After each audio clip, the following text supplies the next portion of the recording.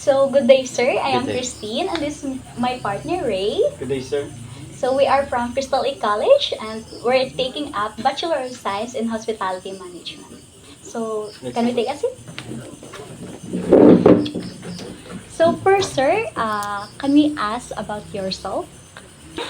I'm Sean, 24, and my hobbies are like goldfish keeping before when it was quarantine. But now, more on just going to the beach, siguro, and mara. Ah. So, by the way, sir, can we ask you about your life on board? Like, for example, your company you're under? I was under in the company of Princess Cruises Line. Princess Cruises. So, how's life during your on board, sir? Can you tell us about at least two significant issues or challenges you faced while working on board? One of the most hardest part in um, was being on board was the time what do you call this schedules, because sometimes wagi mi og kana international waters, and mo change among time, sometimes mo plus 2 hours, so instead of 12 may mo siyang 2, sometimes mo backward sa among time, kay if mo cross ka sa international waters, mag change depends on asa ka nga country mo dong. Or nga na. So very hard siya, kay kailangan ka mag-adjust. Like for example, 8 hours imong trabaho. Kanya mag-add og 2 hours. So mahimo gyapon 6 hours, so mahimo nga 10 hours imong duty gihapon if ingaso nga mag-change siya if May ano. change did you, sir, no? And while gatrabaho ka, either madungangan imong oras sa trabaho or makuhaan, so kailangan gyapon nimo i-fill up gyapon ang time. And ang isa is ano siguro sa language barrier siguro. Kay nay uban nga mga foreigners nga nagtrabaho, like daghan man og klase-klase nga foreign sa barko, and some of them are not like Filipinos nga medyo fluent tagamay sa English nga enough to be understood. Pero sa ilang gud kay murag dili gyud po kaayo needed nila ang English gud nga ano. So mo na isa pud sa barriers, kay kailangan jud ka maningkamot mo sabot bisan og lisod ang ilang Makasabot og sign language. hapit na gyud tudlo na lang. Sige, sir. By the way, sir, kanang pwede mo ask og unsa imong work on board?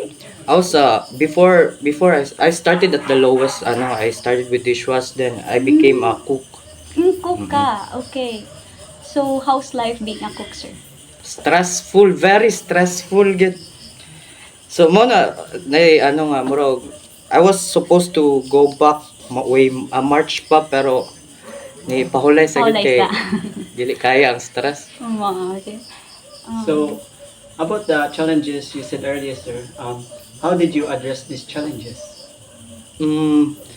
Medyo adjust lang yun. Then patience sa imong kaugalingon. Don't be too hard on yourself, kay kailangan man gyud mo like mo cope up sa mga adjustments nga kailangan Sabot na kay layo sa pamilya, sir, no? sa pamilya. Nak may mga personal strategies nga imong gikuan to overcome the issues. So, Githink lang nako nga nara ko on vacation, then murag apil lang na trabaho ka may. Kay if imong i-overthink nga trabaho ka while there, mapiktuhan jud ka, especially if dili kay ka naanad og layo sa pamilya. Nya kuan ba ya? Months ba ya ang gap usa ka makauli. So, sakit jud pud guys buot. If imong dibdibon jud ang situation. So, next, sir, kay kanang balhin ta sa mga laws bitaw, sir. Ina may rules nga gi sunod ato, sir. Daghan kayo. Or like unsa rules sa barko Or mga laws. Like maka-provide ka ng bisag duha ka laws, sir, nga kanang kana internationally or mga sa maritime maritime or laws. regulations nga gina-follow ninyo on board. Naay mga instances nga if naana ka sa cruise ship, especially if katrabaho ka ang inyong destination is na US, very kailangan mo og kanang pass naman na sila paper nga hatag, and you must always carry your paperworks, kay basin na chance nga like kay basin og sitahon mo police or nga. Included ba sa paperworks ka ng mga passport, something, sir? Kailangan nyo para for identification man na kay ang ato ang ID nga like kanang mga driver's National license ID. o dili man mo gana Dili dito adto, passport lang oh. gid atong maano. Passport. So mo gina isa sa ano kay mga questions nga kay dili ba kita ano kay Dili ta Taga citizen dito. dito. So how this legislation impact your daily work?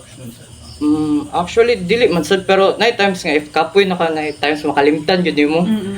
Kailangan nimo mobalik bisan layo-layo medyo dako-dako pud ang barko so kailangan nimo mobalik kay para kompleto gyud ka gamit before ka mogawas. So what if, sir, nana sila nakalimot man jud ka sa imuhang papers? What if nana ang mo check then wala ka papers? So may buhaton na, sir. It depends kung dira if gyapon ka support pa pabalik ko nga nila sa barko pero if nana ka sa gawas like somewhere na sa layo kailangan jud ganay contact number sa inyong own nga ano Kuan jud no para ma-identify nga. ma-identify kuan nga ka. ano kay dagan mo gud instances nga ni jump ship mo nang very stricto kayo ang US kay kana bitong mo illegal immigrant sila dili na sila mobalik sa barko then dito na sila magtrabaho sa US mo na very strict sila og kanang mga paperworks. Okay. So far, sir, asa man nga country mong na-travel pa? Like, mga countries, examples, sa mga countries nga imong nasuroyan during on board. US, Canada, sa mga Asia sa like Taiwan, Dubai, Singapore? Something? Wala naman Wala ka ang Singapore. Dool rare.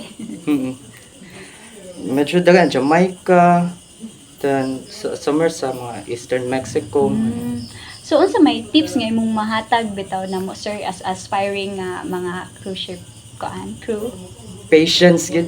Patience dapat gid lang diri mong gud kay naanad ta nga mura og Chill lang. maanad ta nga dili kasaban like masuko type kasaban pero if nana ka sa barko dapat gid ang patience gid taas gid kayo. Kay lahi-lahi man mo mga kuan batasan adto, especially lahi culture. Like culture pag para nila natural na mamalikas pero para nato masakit atong buhat tong tingnan. Sa utag wananad, no? Wananad. So, maora to, sir. Thank you kayo, sir.